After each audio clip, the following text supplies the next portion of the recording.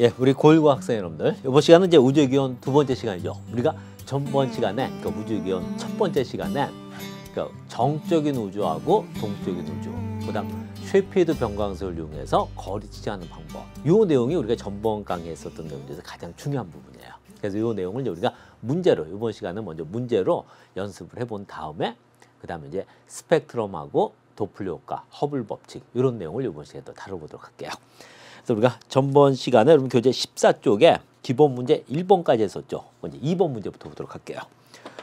기본 문제 2번, 여러분 교재 14쪽에 2번 문제가 돼요. 어느 변광성에 시간에 따른 겉보기 등급 변화를 된 것이다. 이렇게 주기적으로 밝아졌다 어두워졌다 하는 별들을 맥동 변광성, 그중에 이제 대표적인 게 쉐피드가 있다고 했어요. 그럼 이때 밝게 보일 때는 팽창할 때고 어둡게 보일 때는 수축할 때다 그랬죠. 이때 이제 가장 밝게 보였다가 다시 또 가장 밝게 보일 때까지 걸린 시간, 이걸 우리가 변광주기라 그랬잖아요. 변광주기란 말은 꼭 알고 있어야 돼요. 그럼 이 쉐피드는 변광주기가 3일에서 9일이니까 6일이 되는 거죠.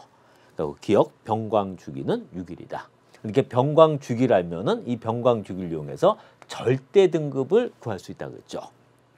팽창과 수축을 반복한다. 맞죠? 근데 팽창할 때는 밝게 보이고 수축할 때는 어둡게 보인다. 거기까지 여러분들 기억을 하고 있어야 돼요. 겉보기 등급이 클수록 지구에서 볼 때 밝게 보인다. 겉보기 등급, 절대 등급. 등급은 숫자 작은 것이 밝다 그랬죠. 그럼 지구에서 밝게 보인다는 거는 겉보기 등급이 작을수록이잖아요. 틀린 거고요. 답은 그래서 3번 기억하고 니은인데, 여러분들 이 문제에서는 이 겉보기 등급 구하는 방법까지 알고 있어야 한다고 했잖아요. 그럼 겉보기 등급은 요 가장 밝게 보일 때 겉보기 등급, 가장 어둡게 보일 때, 가장 어둡게 보일 때 겉보기 등급을 더해서 반으로 나눠준 것을 겉보기 등급이란다고 했잖아요. 그럼 이 경우는 가장 밝게 보일 때는 3.6. 등급은 숫자 작은 것이 밝으니까요. 그럼 가장 어둡게 보일 때 겉보기 등급은 4.3이죠. 계산하기는 참 불편하네요. 근데 4.3 해서 그걸 반으로 나눠준 거. 이게 바로 겉보기 등급이 되게 돼요. 그래서 그 겉보기 등급 계산 방법 여기까지 기억을 하고 있으면 돼요. 다음 계속해서 이번에 여러분 교재고 기본 문제 7번 문제 보도록 할게요. 7번 15쪽에 7번 문제도 역시 쉐피드 변광성이죠. 그럼 쉐피드 변광성을 이용하여 거리를 측정하기 위해 필요한 물리량 했어요. 그럼 여기서 거리를 측정하려면 기본적으로 우리가 겉보기 등급을 소문자, 절대 등급을 대문자 M으로 이렇게 쓰잖아요. 이 두 가지를 알면은 이거 알면 거리 구할 수 있다고 했잖아요. 바로 이 식으로 5 로고 R 마이너스 5 이 식으로 구할 수 있는 거죠. 그럼 겉보기 등급하고 절대 등급을 알면은 거리를 구할 수가 있어요. 그럼 일단 겉보기 등급에 해당되죠. 근데 쉐피드는 어떻게 절대 등급 구한다고 했어요? 바로 변광주기. 변광주기를 알면 변광주기를 이용해서 절대 등급 구할 수 있다고 했잖아요. 그럼 답은 디귿 변광주기하고 리을 겉보기 등급의 정답은 5번. 5번이 되겠네요. 다음 계속해서 18쪽에 여러분 교재 18쪽으로 가보도록 할게요. 18쪽 이제 실력 문제인데 실력 문제고 3번 문제가 돼요. 3번 문제도 쉐피드 문제죠. 여기서도 변광주기 구할 수 있잖아요. 그럼 변광주기는 가장 밝게 보일 때, 그래서 다시 또 가장 밝게 보일 때까지 걸린 시간. 그럼 3일이잖아요. 그럼 변광주기 3일이죠. 그럼 변광주기를 이용하면, 이 변광주기를 알면 변광주기를 가지고 바로 절대 등급 구할 수 있다고 했어요. 그럼 절대 등급은 마이너스 2가 되는 거죠. 그럼 절대 등급만 가지고는 거리 계산할 수 없잖아요. 겉보기 등급 알아야 되잖아요. 겉보기 등급은 여기서 구할 수 있죠. 이때 겉보기 등급은 가장 밝게 보일 때 겉보기 등급 더하기 가장 어둡게 보일 때 겉보기 등급 해서 나누기 2 하면 된다겠죠. 그러면 바로 겉보기 등급이 나오게 돼요. 그럼 겉보기 등급 절대 등급 하니까 거리를 구할 수가 있어요. 그럼 이 별의 변광주기는 약 3일이다. 맞죠? 그럼 변광주기가 3일이니까 절대 등급은 마이너스 2등급이다. 맞죠? 이 별의 겉보기 등급과 절대 등급을 알면 거리를 구할 수 있다. 맞잖아요. 정답은 그래서 5번 기억, 니은, 디귿. 특히 쉐페드 변광성을 이용해서 거리 구하는 방법은 학교 시험에서는 주관식 서술형 문제로도 출제될 수 있다고 했잖아요. 거리 구하는 방법, 이건 순서대로 정확하게 알고 있어야 돼요. 변광주기를 이용해서 절대 등급을 구한다. 관측으로 겉보기 등급을 구한다. 그럼 겉보기 등급, 절대 등급을 이용해서 거리를 구한다. 이렇게 정확하게 알고 있어야 돼요. 다음 문제, 여러분 교재 51쪽에 단원 종합 문제인데 단원 종합 문제 또 보도록 할게요. 51쪽에 3번 문제가 되겠네요. 역시 쉐페드 문제죠. 쉐페드 변광성에서요. 팽창과 수축을 반복한다. 맞죠? 외부나 거리를 구하는 데 이용한다. 맞죠? 디귿에다 중요하다는 표시해 놓고 디귿 맞아 틀려요. 변광주기를 이용하여 틀렸잖아요. 변광주기 가지고 하는 건 겉보기 등급이 아니라 절대 등급이죠. 그러니까 변광주기를 이용해서 절대 등급 구한다고 했잖아요. 겉보기 등급은 변광주기 가지고 하는 게 아니죠. 겉보기 등급은 관측하면 되잖아요. 우리가 보는 거니까. 우리 지구에서 보는 밝기가 겉보기 등급은 그냥 관측으로 구할 수가 있어요. 변광주기를 이용해서 구하는 거는 겉보기 등급이 아니라 절대 등급이잖아요. 그래서 답은 기억하고 니은 해서 3번이 답이 되게 돼요. 근데 특히 여기서 팽창할 때는 밝게 보이고 수축할 때는 어둡게 보인다. 거기까지 여러분들 기억을 하고 있어야 돼요.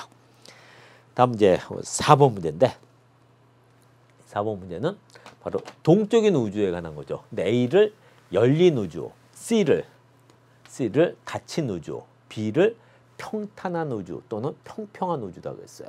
근데 이렇게 평탄한 우주, 평평 우주는 우주가 팽창도 하지 않고 수축도 하지 않는 상태 우주니까 이건 정적인 상태 우주잖아요.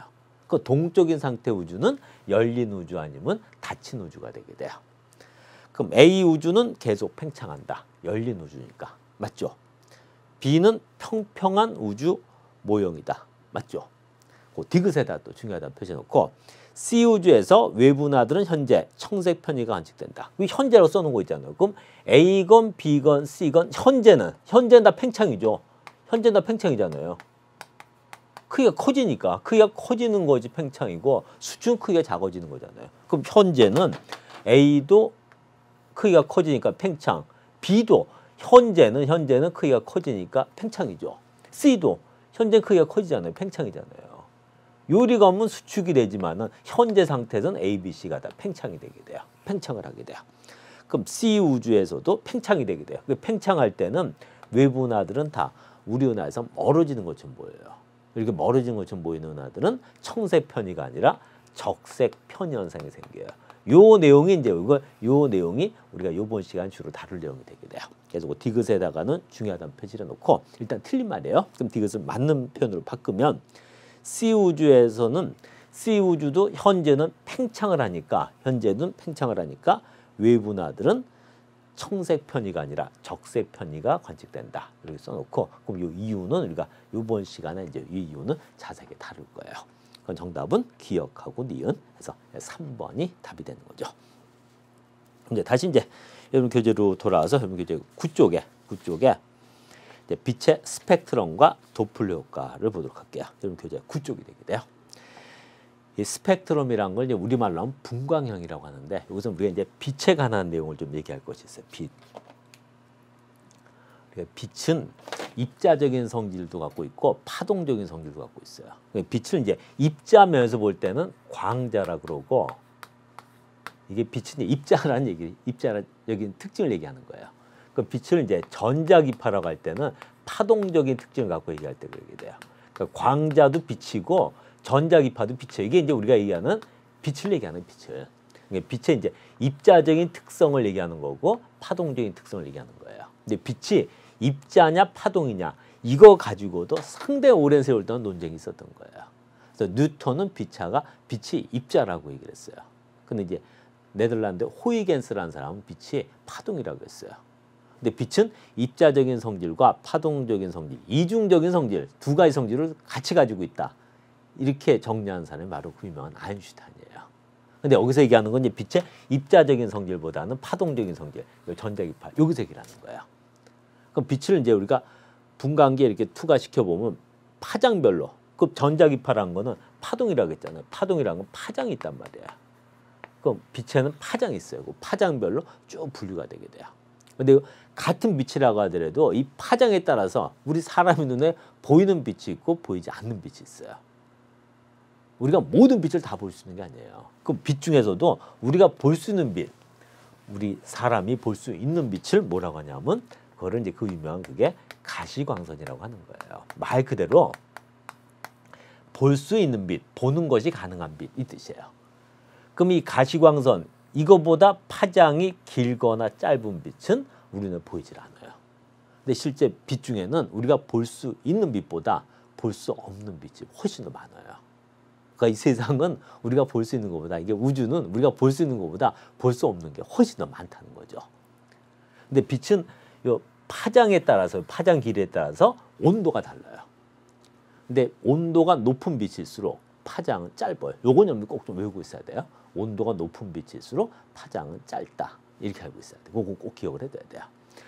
근데 우리가 볼 수 있는 가시광선도 파장이 딱 하나가 아니라 그럼 요 중에서도 파장이 좀 긴 게 있고 짧은 게 있을 거 아니에요. 그럼 같은 가시광선이라고 하더라도 파장 길이에 따라 당연히 온도 다르겠죠. 온도가 달라지면 여기서 색이 달라지는 거예요. 그래서 가시광선 안에는 이 가시광선 안에는 파장에 따라서 7가지 색깔의 빛이 섞여 있어요. 그게 여러분들 알고 있는 그 유명한 무지개 색깔이에요. 그러니까 빨주, 노초, 파남보 이거 그냥 아무렇게 얘기하는 게 아니에요. 빨주, 노초, 파남보는 가시광선을 파장 긴 거부터 파장 짧은 거 순서대로 얘기하는 거예요. 그럼 파장이 길다는 건 온도가 낮은 거라고 했잖아요. 가시광선 중에서도 온도 낮은 거부터 온도 높은 거 순서로 얘기하는 게 빨주, 노초, 파남보 이렇게 얘기하는 거예요. 그럼 빛 중에서도 빨간색이나 노란색 빛은 파장이 긴 빛, 온도가 낮은 빛이고 푸른색 빛은 파장이 짧은 빛, 온도가 높은 빛이 되게 돼요. 온도가 높은 거예요. 붉은 빛보다 푸른 빛이 온도가 높은 빛이에요. 여러분들 그 촛불 켜놓으면 촛불 이렇게 켜보면 촛불 가운데가 당연히 온도가 높을 거 아니에요. 가운데가 푸른색을 띠죠. 가장자리로 갈수록 노란색, 붉은색을 띠잖아요. 가장자리로 갈수록 온도가 낮기 때문에 그런 거예요. 근데 색은죠. 우리가 일반적으로 색들 이런 색은 여러 가지를 섞어 놓으면 검은색이 되죠. 근데 빛은 여러 가지 색깔의 빛을 섞어 놓으면 검은 빛이 되는 것이 아니라 흰 빛이 돼요. 백색이 돼요. 그게 우리가 보는 햇빛이에요. 그럼 이 햇빛을 파장별로 쭉 분류하면은 7가지 색깔의 빛이 쭉 나온다는 거죠. 근데 우리가 억지로 일부러 분류하지 않아도 자연 상태에서 빛이 파장별로 분리되는 경우가 있어요. 그게 바로 무지개예요. 근데 우리가 항상 무지개만 떴을 때 빛을 파장 분류할 수 있는 건 하면 연구할 수가 없죠.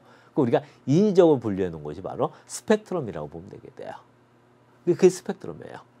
그래서 먼저 이 가시광선 안에는 붉은빛, 노란빛, 푸른빛, 그러니까 빨주, 노초, 파남보 7가지가 있는데 그중 대표적인 게 붉은빛, 노란빛, 파란빛이 돼요. 그럼 이 가시광선 중에서도 파장이 가장 긴 게 붉은색 빛이에요. 붉은색. 그 붉은빛보다 파장이 더 긴 빛도 있어요. 그 붉은빛보다 파장이 더 길다는 거는 붉은빛보다 온도가 낮다는 거죠. 물론 우리는 보이진 않아요.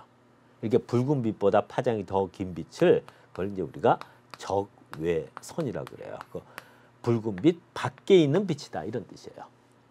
그 가시광선 중에서 파장이 가장 짧은 빛이 보라색 빛이에요. 보라색은 푸른색으로 했는데 보라색이에요. 그럼 보라색 빛보다 파장 더 짧은 빛도 있겠죠. 그 보라색보다 파장이 더 짧은 빛을 자외선이라고 그래요. 보라색을 한자로 써놓은 것이 자색이에요. 이게 자가 보라색이라는 뜻이에요. 그럼 자외선은 가시광선보다 파장이 짧죠. 가시광선보다 온도가 높은 빛이고 적외선은 가시광선보다 파장이 길잖아요. 가시광선보다 온도가 낮은 빛이에요. 그럼 자외선보다도 온도가 더 높은 빛 있죠. 자외선보다도 온도가 더 높은 빛이 여러분들 X선이라고 들어봤죠. 감마선. 이런 X선이나 감마선은 자외선보다도 파장이 더 짧아요. 자외선보다도 온도가 더 높은 빛이에요. 아주 뜨거운 빛이에요. 이런 빛을 우리가 이제 방사선이라고 그러게 돼요. 그럼 적외선보다 반대로 파장이 더 긴 빛도 있을 거 아니에요. 그게 바로 여러분들 전파예요. 전파는 적외선보다는 파장이 더 길어요. 그럼 적외선보다도 온도가 훨씬 더 낮다는 거죠. 그래서 이렇게 빛은 파장에 따라서 전파, 적외선, 가시광선, 자외선, X선, 감마선 이런 빛이 있어요. 근데 이 중에서도 이제 많이 등장하는 게 이 자외선. 가시광선, 적외선 세 가지잖아요. 세 가지는 꼭 기억을 해줘야 돼요. 그 가시광선 중에서도 붉은빛, 노란빛, 푸른빛 이렇게 알고 있어야 돼요. 그 붉은빛이나 노란빛은 가시광선 중에서는 파장이 긴 빛, 온도가 낮은 빛이고, 푸른빛은 가시광선 중에서도 파장이 짧은 빛, 온도가 높은 빛이다. 요건 염두에 외우고 있어야 돼요. 그럼 태양에서도 우리가 얘기하는 태양광선, 햇빛 안에는 이런 모든 빛이 다 들어있는 거예요. 다 있는데 그 중에서 우리는 요것만 본다는 거죠. 근데 가시광선에도 빨주, 노초, 파남, 뭐 7가지 색깔의 빛이 있단 말이에요. 그럼 이 7가지 색깔 빛 중에서도 특히 더 많은 색깔의 빛이 있을 거 아니에요. 그건 별의 온도에 따라 달라져요. 근데 태양 정도 온도인 별은 가시광선 중에서도 노란색, 여기서 빛이 제일 많이 나와요. 태양은. 여러분들 태양 그릴 때, 해를 그릴 때 붉게 그리는 거는 이거 과학적으로 잘못된 거예요. 해는 가시광선 중에서도 노란색 빛이 제일 많이 나오니까 노란색을 그리는 게 해는 정상이에요. 그럼 만약 우리 태양보다 온도가 더 높은 별이 있다고 하면, 태양보다 온도가 더 높은 별은 가시광선 중에서도 푸른색 빛이 더 많이 나오겠죠. 그럼 어떤 별이 있는데 그 별은 가시광선 중에서도 붉은색 빛이 제일 많이 나와요. 그럼 이거는 태양보다 온도가 낮은 별이다. 이렇게 얘기할 수 있는 거예요. 그래서 우리가 보는 햇빛 안에는 노란색 빛이 제일 많이 섞여 있는 거예요. 그럼 우리 사람은 지구상에 출현해서 계속 살면서 우리가 가장 많이 본 색이 노란색이에요. 눈이 햇빛 안에 노란색이 제일 많으니까. 그래서 우리 사람한테 가장 친근감을 주는 색이 노란색이 되게 돼요. 노란색 잘 띄고. 그래서 거리 보면 이제 도로 중앙선이 황색으로 돼 있죠. 노란색. 이게 가장 잘 띄는 색이에요. 그 중앙선 넘어가면 안 되잖아요. 노란색으로 하는 거예요. 그래서 이렇게 있으면 이제 무의식적, 의식적이건 무의식적이건 우리 사람의 눈은 노란색에 가장 민감하게 반응을 해요. 노란색이 가장 눈에 잘 띈다는 거예요. 노란색에. 그래서 뭐 선물할 때도 이제 처음 만난 초면 사람한테 선물할 때는 이 포장지를 노란색으로 하면 받는 사람이 훨씬 친근감을 느끼는데요. 노란색이 친근감을 느끼는 거니까. 근데 만약 난 노란색보다 나는 파란색 쪽에 더 친근감을 느낀다. 그건 사람이 아니에요. 그건 사람이 아니에요. 뭔가 좀 문제가 있는 거야. 만약 지구에서 살았다고 하면 노란색 쪽에 가장 친근감을 느껴줘야 돼요. 그래서 이건 여러분들이 기억을 하고 있어야 돼요. 그럼 우리가 이제 햇빛을 이렇게 분광형에다 집어넣으면 햇빛 쭉 파장별로 우리가 볼 수 있는 빛은 이거밖에 없으니까, 물론 적외선이나 자외선 같은 거 우리는 보이지 않는다고 했잖아요. 가시광선이 파장별로 쭉 분리가 되게 돼요. 그걸 연속 스펙트럼이라고 그래요. 근데 이 연속 스펙트럼이라고 하는 거는 큰 의미가 없어요. 이거는 연속 스펙트럼은 큰 의미가 없는 거예요. 이거는 이 빛이. 근데 중요한 거는 이제 선 스펙트럼이라고 하는 거예요. 근데 이렇게 빛이 보면 그 파장별로 나타나는데 그 파장 사이사이에 선이 생긴단 말이에요.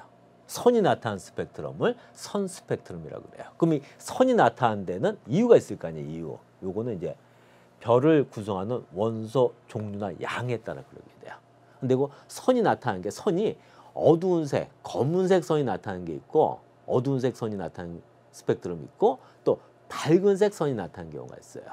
근데 선이 이제 어두운 색 선이 나타나는 것을 흡수 스펙트럼, 그리고 밝은 색 선이 나타나는 경우를 방출 스펙트럼이라고 그래요. 그거는 이제 빛이 이렇게 오잖아요.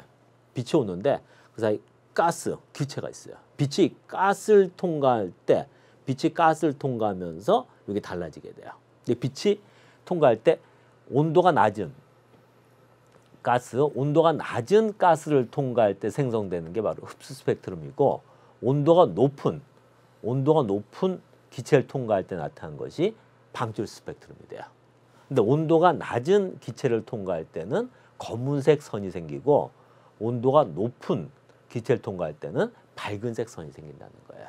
그래서 이렇게 어두운 색이나 밝은색 선이 나타난 스펙트럼을 선 스펙트럼, 그런 선이 나타나지 않는 스펙트럼을 연속 스펙트럼이라고 그러게 돼요. 근데 이 중에서도 이제 여기서도 제일 중요한 거는 선 스펙트럼 중에서도 요 흡수 스펙트럼이고, 흡수 스펙트럼은 여러분들 꼭 기억을 해둬야 돼요. 흡수 스펙트럼은 빛이 온도가 낮은 기체를 통과할 때, 그 온도가 낮은 저온의 가스를 통과할 때 생성이 되게 돼요. 그래서 흡수 스펙트럼은 빛이 저온의 기체를 통과할 때 생성이 된다. 이 말은 꼭 좀 기억을 하고 있어야 돼요. 그래서 이제 스펙트럼을 이제 사진을 보면 이런 선이 나타나지 않는 스펙트럼이 연소 스펙트럼이에요. 그럼 이때는 이제 이 붉은색 이쪽이 파장이 긴 온도 낮은 쪽이고 푸른색 이쪽이 온도가 높은 파장이 짧은 쪽이 되게 돼요. 그래서 붉은색, 노란색, 파란색 세 가지 꼭 기억을 해야 된다고 했죠. 그럼 셋 중에는 파란색이 온도가 가장 높은 색, 파장이 가장 짧은 색이고 붉은색이 온도가 가장 낮은 색, 파장이 가장 긴 색이 되게 돼요. 근데 이 사이에 이런 어두운 색 선이 나타나는 것이 흡수 스펙트럼, 밝은 색 선이 나타나는 것을 방출 스펙트럼이라고 그래요. 근데 어두운 색 선이 나타나는 경우는 이 빛이 온도가 낮은 저온의 기체를 통과할 때고 방출 스펙트럼은 온도가 높은 고온의 기체를 통과할 때다. 이렇게 알고 있으면 되게 돼요. 여러분들 스펙트럼이 나왔을 때 이런 선이 없으면 연소 스펙트럼, 근데 어두운 색 선이 있으면은 흡수 스펙트럼, 밝은 색 선이 있으면은 방출 스펙트럼 이렇게 구별하면 가장 쉬운 거예요. 그럼 이게 이제 왜 문제가 되냐면 여기서 이제 도플러 효과라는 것이 나와요. 이 도플러는 사람인데 이 도플러가 어떤 사실을 찾아냈냐면 빛은 입자적인 성질하고 파동적인 성질을 갖고 있다고 했죠. 근데 빛은 이제 파동적인 성질을 갖고 얘기할 때 전자기파라고 한다고 했어요. 근데 우리가 소리 있잖아요. 소리를 갖다 우리가 음파라 그러죠. 음파라고 하는 거는 소리도 파동적인 성질을 갖고 있다는 거예요. 그럼 소리도 파동이랑 성질을 갖고 있으면 파동에 따라 파장이라는 것이 생겨요. 근데 그 파장이 그 소리를 내는 물체가 내 가까워지냐 멀어지냐에 따라서 파장의 길이가 달라진다는 거예요. 이건 여러분들이 일상에서 많이 경험을 해본 건데 전철이나 버스 이런 거 한 번이라도 타본 적 있잖아요. 타본 사람들 다 경험을 한 거예요. 경험을 했는데 누구나 다 경험을 한 건데 이 사실을 과학적으로 소리도 음파, 파동의 성질을 띠니까 이 소리를 내는 물체가 나한테 가까워지냐 멀어지냐에 따라서 그 파장의 길이가 변한다. 이걸 이렇게 과학적으로 밝히는 사람이 처음을 밝히는 사람이 도플러라는 사람이에요. 근데 이게 여기 기차가 그렸어. 기차가 가만히 있단 말이에요. 가만히 있어. 가만히 있는데 이 기차가 이제 움직이는 거예요. 떠나는 거예요. 기차가 떠나면은 좀 이렇게 있는데 기차가 이쪽으로 가는 거야. 이쪽으로 가면은 이 사람한테 기차가 좀 가까워지죠. 그럼 이 기차에서 정적 소리가 나잖아요. 그럼 소리를 내는 곳이 가까워지잖아요. 가까워지면은 파장이 짧아져요. 가까워질 때는 파장이 짧아지고 그럼 멀어지는 거지. 이 사람은 상대적으로 멀어질 때는 파장이 길어진다는 거예요. 근데 이렇게 파장이 짧아지면은 이 음이 높낮이가 있잖아요. 음파의 파장이 짧아지면 음이 높아져요. 고음이 돼요. 고음이 되고 반대로 파장이 길어지게 되면 음이 낮아져요. 저음이 된다는 거야. 이거를 찾아낸 거야, 이거.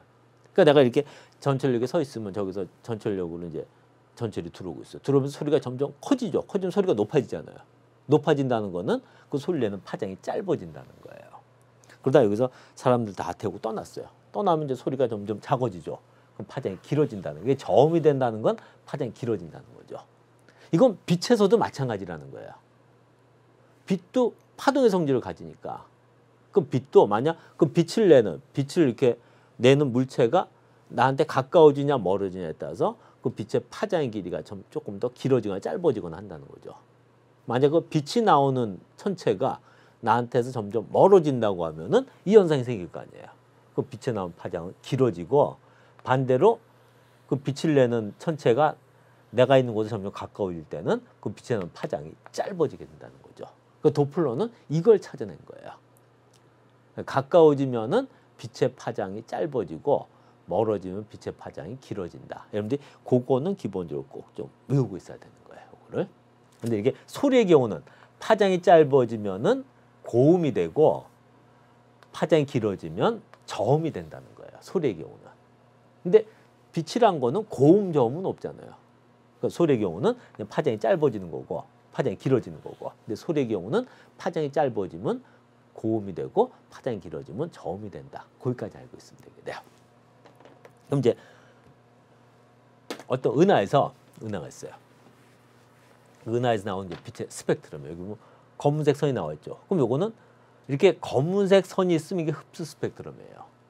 선이 없으면 연속 스펙트럼이고 밝은색 선이 있으면 방출 스펙트럼. 근데 검은색 선이 있으면은 흡수 스펙트럼이 되게 돼요. 그래서 스펙트럼 중에서는 이 흡수 스펙트럼이 가장 중요한 거다 그랬잖아요. 그럼 이 은하는 정지하고 있어요. 그럼 내가 있는 곳, 내가 있는 자리에 이 은하는 가까워지는 것도 아니고 멀어지는 것도 아니죠. 그럼 파장의 변화가 없어요. 그럼 여기서 파장이 이렇게 나왔단 말이에요. 근데 이제 이 은하가 우리 지구에 가까워지는 거예요. 이게 가까워진단 말이에요. 가까워지면은 파장이 어떻게 돼요? 파장이 짧아진다겠죠. 그럼 파장이 짧아진다는 거는 원래 파장이 여기잖아요. 여기 이 빛의 원래 이 선 스펙트럼 파장이 이쪽인데 이 파장이 짧은 쪽으로 이렇게 이동을 한다는 거예요. 파장이. 그럼 우리가 볼 수 있는 가시광선 중에서 파장이 짧은 게 푸른색 쪽이라겠죠. 파장이 짧은 푸른색 쪽으로 이동한다는 거예요. 그래서 이 파장이 청색 쪽으로 이동한다는 거는 파장이 짧은 쪽으로 이동한다는 거죠. 다른 말로 하면 지구에 가까워지고 있다. 내가 있는 곳에 가까워지고 있다. 같은 말이에요. 소리의 경우는 고음이 되는 거죠. 이게 소리의 경우는 고음이 되는 건데 빛은 고음 저음이라는 게 없잖아요. 소리의 경우는 고음이 되게 돼요. 근데 반대로 이 은하가 만약 내가 있는 곳으로부터 멀어진다고 하면 이렇게 멀어진다고 하면 파장은 원래 파장에서 긴 쪽으로 원래 파장보다 긴 쪽으로 이렇게 이동을 한다는 거죠. 그러니까 파장이 길어진다는 건 멀어진다고 그랬잖아요. 그럼 파장이 긴 게 붉은색 쪽이잖아요. 그럼 여기서 적색 쪽으로 이동한다는 거는 파장이 긴 쪽으로 이동하고 있다. 파장이 길어지고 있다는 거죠. 그럼 내가 있는 곳으로부터 멀어지고 있다는 거예요. 만약 이게 소리라고 하면은 저음이 되는 거예요. 소리의 경우는 저음이 되게 돼요. 그래서 근데 이걸 꼭 외우고 있어야 돼요. 이게 도플러 효과예요. 그러니까 우리 지구에 내가 지구에서 관측할 때 어떤 별이 지구에 가까워지고 있어요. 지구에 가까워지는 것처럼 보이는 별은 그 별에서 나온 빛의 파장이 이게 짧은 쪽으로 이동하게 돼요. 그걸 청색 이동이라고 한다는 거죠. 근데 우리 지구에서 멀어지고 있는 별들은 그 별에서 나온 빛의 파장이 긴 쪽으로 이동하게 돼요. 파장이 긴 쪽으로 이동하는 것을 적색 이동이라고 그러게 돼요. 이렇게 되는 거예요. 두 개가 상반되니까 근데 하나만 정확히 외우면 되잖아요. 그럼 여기서 적색 이동은 파장이 긴 쪽으로 이동하는 현상. 그럼 내가 있는 곳부터 멀어진다가 되게 돼요. 만약 소리라고 하면은 이때 소리는 저음이 된다는 거죠. 저음이 되는 거야. 빛의 경우는 이제 원래 파장에서 파장이 적색 쪽으로 이동하면 길어지는 거고 청색 쪽으로 가면 짧아지는 것이 되게 돼요. 근데 허블이 이제 이걸 관측을 한 거야. 허블이 은하를 관측한 거야. 그 은하에는 어떤 은하에 나온 빛을 본 거야. 그 은하를 관측해 보니까 그 은하에 나온 빛은 항상 은하에 나온 빛을 보니까 은하에 나온 빛은 항상 파장이 원래 파장에서 긴 쪽으로 이 적색 이동 현상만 생기더라는 거야. 그 은하를 관측해 보니까 은하에 나오는 빛은 은하에 나오는 이 스펙트럼은 청색 이동이 생기는 은하는 거의 없고 대부분 은하가 적색 이동이 생긴다는 거야. 그 은하에서 적색 이동이 생긴다는 거는 은하가 우리 은하로부터 멀어지고 있다는 거죠. 거의 모든 은하가 적색 이동 현상이 생긴다는 거는 거의 모든 은하가 우리 은하로부터 멀어지고 있다는 거 아니에요. 그럼 이제 허블은 이제 그 은하까지 거리도 측정을 했어요. 우리 은하에 비교적 가까이 있는 외부 은하는 그 은하 안에 있는 쉐이프헤드 변광성을 이용해서 거리를 측정할 수 있다 그랬잖아요.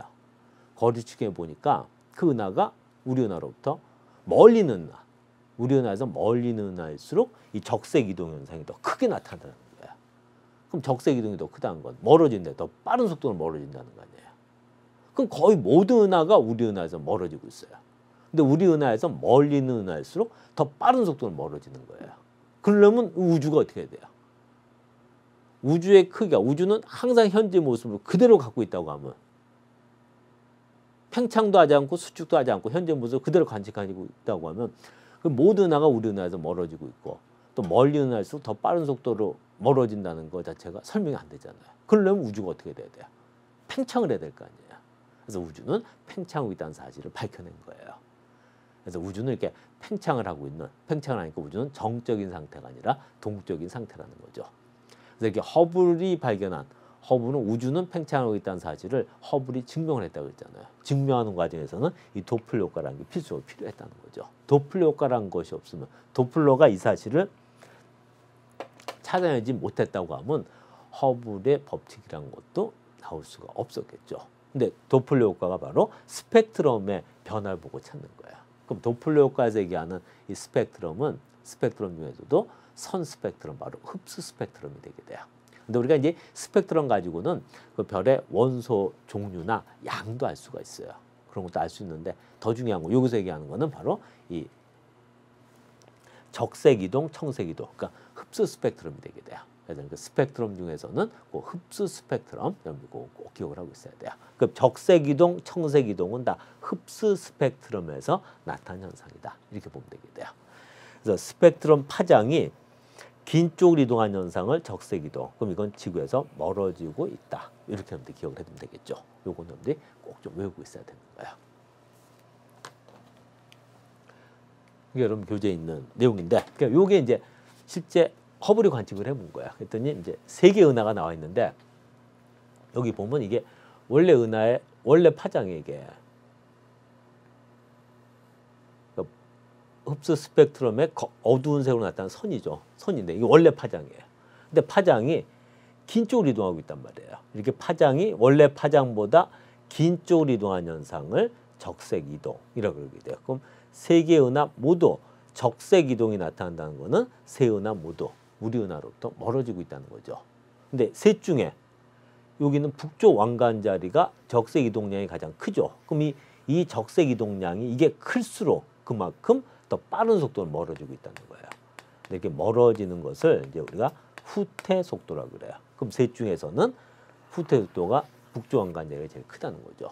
근데 거리 측정해 보니까 셋 중에서는 북쪽 왕관자리가 거리가 가장 멀리 있어요. 그럼 셋 중에 우리 은하의 가장 가까운 처녀자리가 적색 이동량은 제일 적어요. 그럼 셋 중에 이게 후퇴 속도가 가장 느리단 말이에요. 그러니까 모든 은하가 다 적색 이동, 멀어지고 있죠. 근데 멀리 있는 은하일수록 적색 이동량이 더 커요. 후퇴 속도가 빠르다는 거예요. 그래서 허블은 은하를 관측해서 이 2가지 사실을 발견하게 돼요. 그러면서 그걸 발표하는데 그게 바로 허블 법칙이에요. 그래서 허블이 여기서 생각한 거는 모든 은하가 우리 은하로부터 멀어지고 있어요. 근데 멀리 있는 은하일수록 더 빠른 속도로 멀어지고 있어요. 그러려면은 우주는 현재 상태를 계속 유지할 수가 없잖아요. 우주는 어떻게 돼야 돼요? 점점 커져야 되죠. 그래서 우주는 팽창하고 있다. 그 우주는 팽창하고 있으니까 우주는 정적인 상태가 될 수가 없죠. 우주는 동적인 상태다라는 걸 얘기한 거야. 그래서 우주는 동적인 상태다라는 것을 처음으로 주장한 사람은 프리드만이라고 했잖아요. 근데 프리드만은 안타깝게도 우주가 이렇게 팽창을 하고 있다는 사실을 증명을 하지 못한 거예요. 그 입증한 사람이 바로 허블이 되게 돼요. 그래서 허블에서 이제 우주에 관한 개념은 완전히 달라진 거죠. 근데 현재는 우주는 팽창을 하고 있는데 그 팽창한 속도가 점점 빨라지고 있어요. 가속 팽창하고 있다는 거예요. 그 얘기까지 나오는데 그건 이제 우리가 다음 얘기할 거고, 일단 여기 허블 법칙은 이제 우리가 정리해 보도록 할게요. 그래서 허블 법칙이 아주 중요한 거, 허블 법칙이에요. 여기 교재에 보면 이제 11쪽에 허블 법칙이 있죠. 그래서 허블 법칙 가지고 우리가 우주가 팽창하고 있다는 사실 말하는 것이 아니라 우주의 나이도 측정하죠. 우리가 허블 법칙만 정확하게 나올 수 있으면 우주의 나이, 우주의 크기도 어느 정도 알 수가 있어요. 우주의 나이 크기도 현재 허블 법칙으로 측정을 하게 돼요. 그래서 우리가 허블 법칙을 이제 이걸 식으로 쓰면은, 허블 법칙은 말로 표현하면 모든 은하는 서로 멀어지고 있다. 근데 멀리 은하일수록 더 빠른 속도로 멀어지고 있다고 그러잖아요. 그걸 이제 식으로 표시하면 V는 HR이라는 이런 식을 쓸 수가 있어요. 그건 한 말. 그러니까 우리 허블 법칙을 쓰면 이제 이렇게 식을 써주게 돼요. R을 이제 대문자로 써도 되고 소문자로 쓸 수도 있어요. 이 V가 바로 은하의 후퇴 속도예요.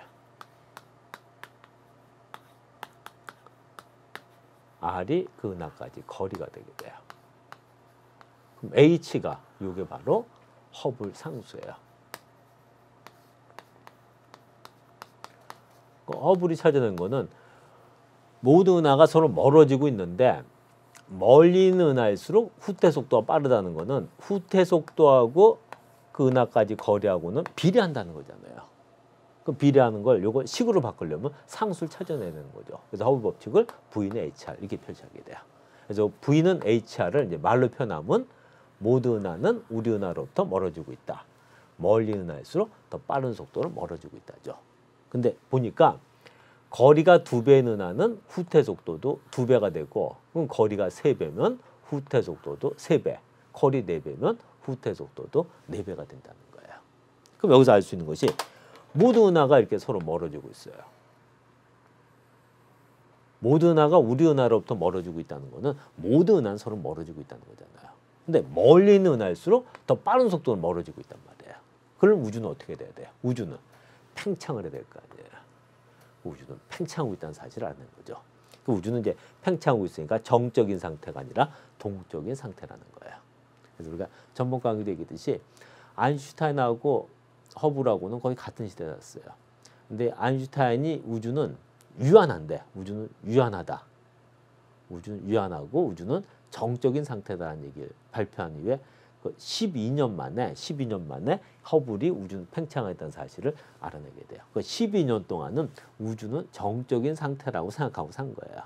허블에 의해서 이제 우주는 팽창, 동적인 상태라는 게 밝혀진 거죠.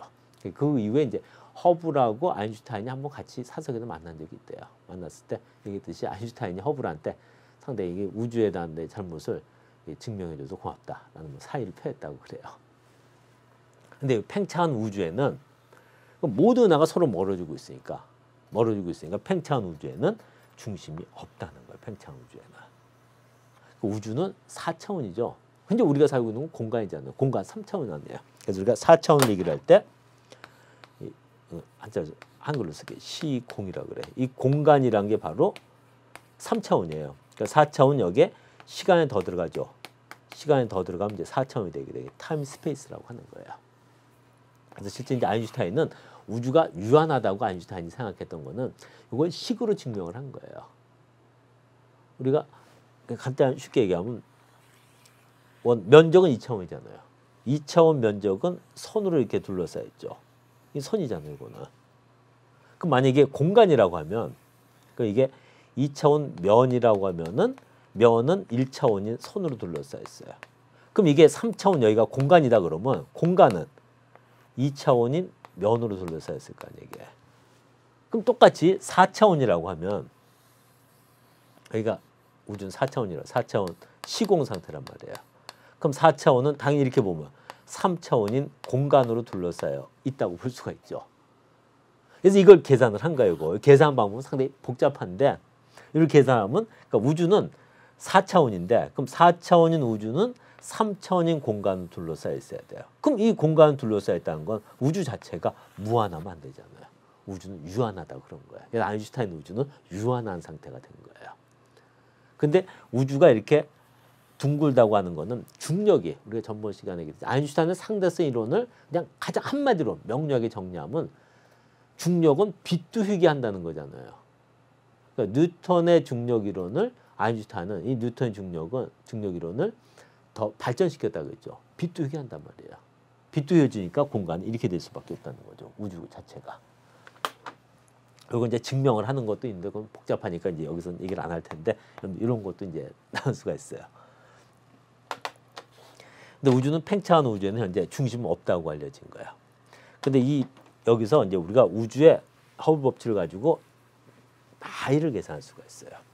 이거 우리가 이제 또 앞으로 다음 강의 또 이제 자세하게 다룰 건데 빅뱅 이론이라고 있어요. 우주는 대폭발로 시작됐다는 거야. 폭발할 때. 그 우주의 나이라는 건 우주가 그럼 하나의 폭발로 현재까지 쭉 와서 팽창을 한 거야. 그러니까 앞으로도 팽창을 하는 거죠. 그 우주가 팽창을 하는 거는 폭발로 시작했으니까 현재까지 계속 팽창을 하고 있다는 거야. 그럼 현재 이 시점, 여기까지 걸린 시간, 우주가 이 대폭발은 이제 우리가 빅뱅이라고 하는데 빅뱅이 나온 과정도 상당히 재밌는 과정인데 그건 우리가 다음 시간에 얘기하기로 하고요.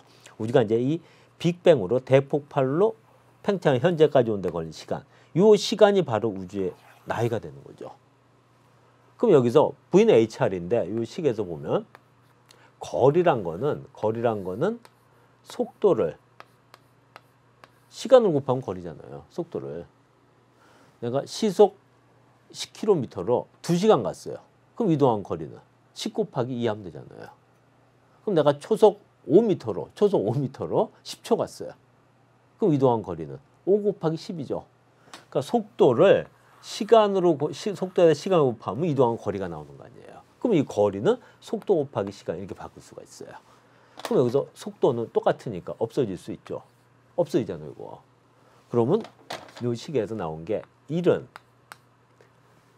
h 곱하기 t 이렇게 되잖아요. 속도가 같으니까 없어지고 여기서 없어지고. 그럼 여기서 t만 남겨놓으면 t는 이 시간은 1이가 h분의 1이 되죠. 그 t는 h분의 1이 되잖아요. 그럼 이 허블 법칙에서 이 t는 시간은 h분의 1 이렇게 나온단 말이에요. 그럼 이 t가 뭐냐면 허블 법칙에 t가 이 t 시간이란 거는 우주가 대폭발로 현재까지 팽창하는 데 걸린 시간. 우주가 대폭발로 시작돼서 현재까지 팽창하는 데 걸린 시간이 바로 t 아니고. 그게 바로 뭐예요? 우주의 나이죠. 그래서 이제 우리가 이 허블 상수만 정확하게 알 수 있다고 하면은 우주의 나이를 알 수가 있단 말이에요. 근데 참 재밌는 게 우리가 상수라고 하는 거는 정해진 숫자가 상수잖아요. 근데 현재 우리가 허블 상수는 정확하게 알지를 못해요. 이 숫자가 오차가 있어요. 왔다 갔다 한단 말이에요. 이게 현재까지 밝혀진 가장 정확한 허블 상수는 약 71 정도로 알려져 있어요. 거기에 따라서 계산 우주의 나이가 한 137억 년이라고 하는 거예요. 그래서 이제 우리 우주에는 137억 년이라고 하는 거는 허블 상수를 71로 계산했을 때가 이제 허블 137억 년이 나오게 돼요. 근데 실제 우주의 나이가 얼마냐? 그건 몰라요. 그거는 정확히. 여러분 관측 기술이 발전하면 허블 상수가 또 변할 수 있겠죠. 변하면은 우주의 나이도 당연히 달라지는 거죠.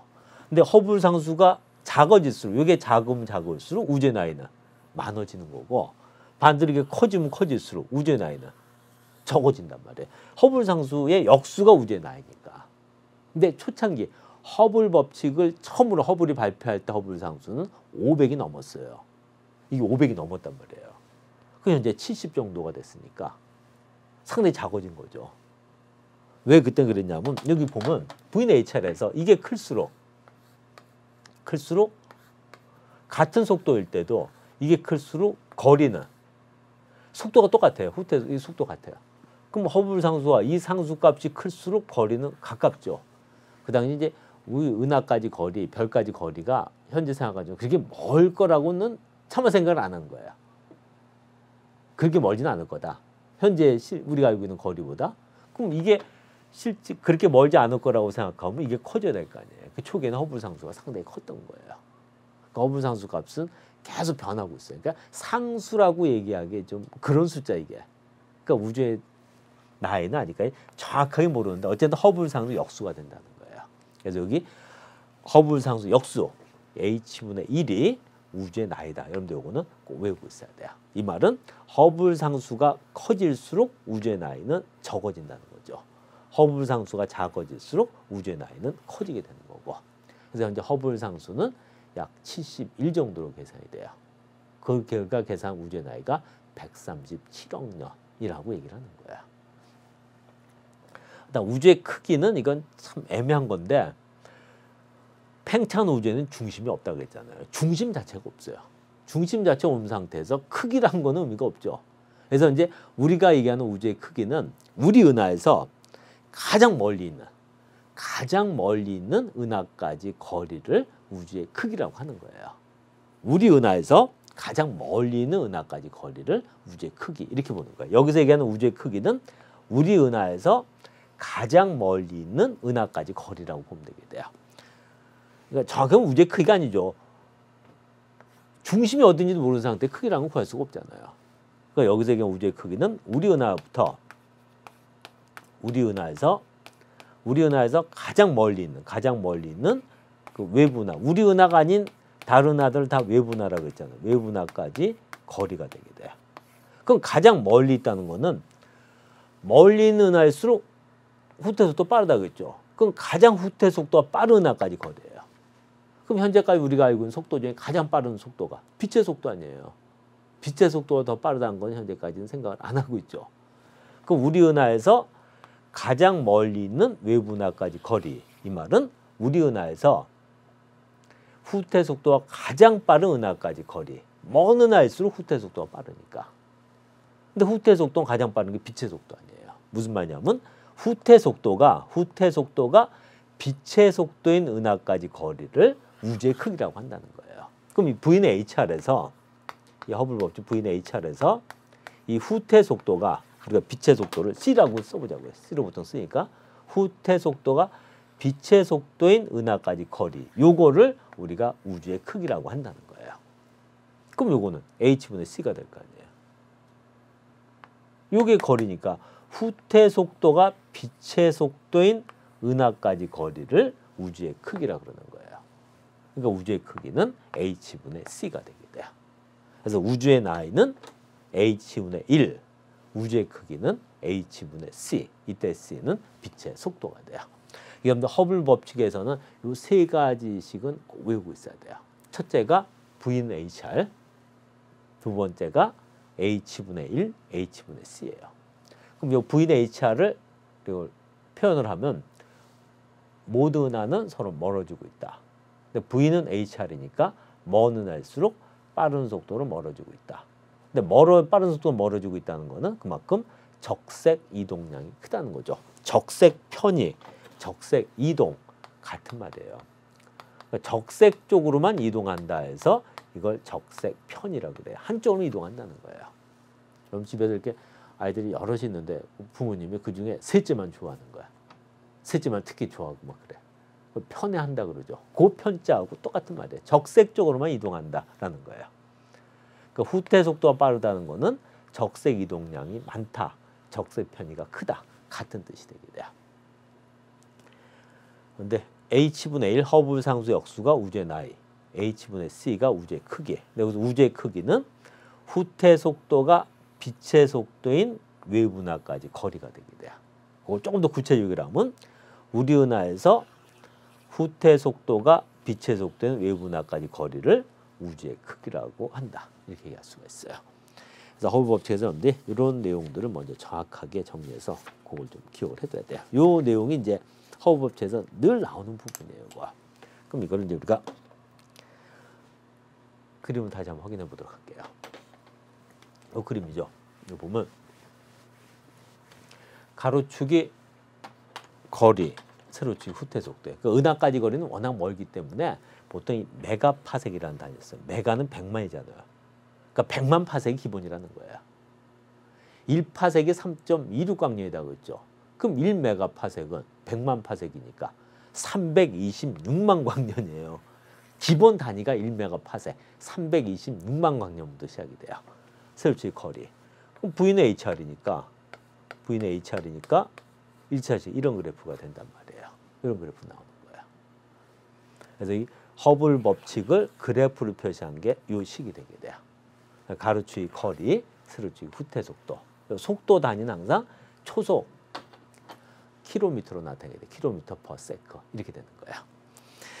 우리가 이번 시간은 그 허블 법칙까지 내용을 정리했어요. 이게 상당히 중요한 거예요. 우리가 이제 다음 시간에는 이 허블 법칙까지, 그러니까 스펙트럼형, 그다음 도플러 효과, 허블 법칙을 이제 문제를 가지고 이 내용을 다시 한번 하나하나 정리를 할 거예요.